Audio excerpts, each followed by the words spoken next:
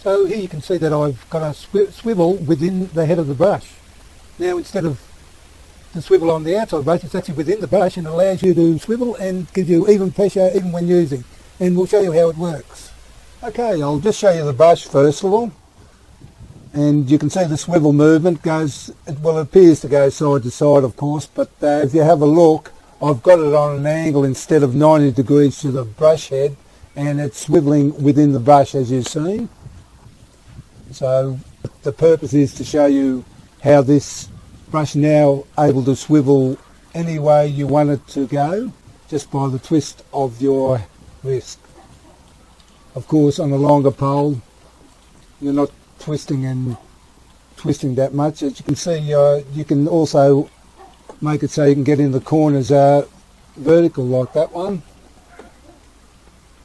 As I said, this is only for the purpose of showing you how versatile this swivel is on a brush.